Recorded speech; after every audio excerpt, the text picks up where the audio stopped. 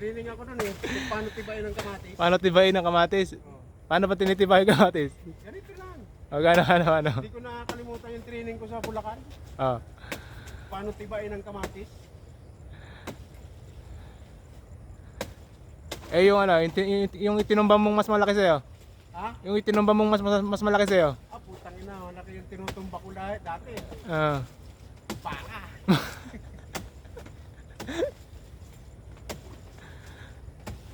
Kasi itong gawang to, hindi ito gawain ng magnanakaw eh.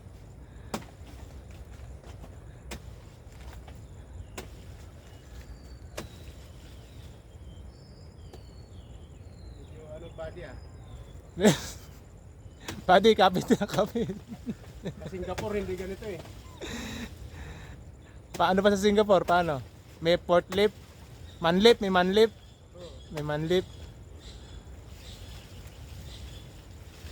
Sa Singapore ginaganito ganito eh. No? Inaano? Inaalaga? Ginaganyan-ganyan yung body sa Singapore eh. Tapos mababa ka na body. Diba? Yun.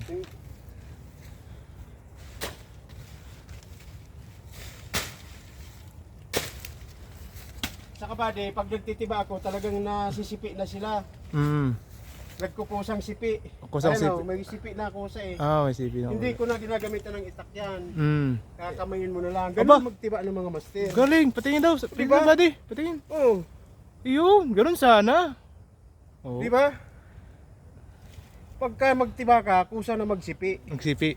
Lalo na yung ilalim yan. Tingnan mo, siping-sipi. Siping sipi. Okay, okay, okay.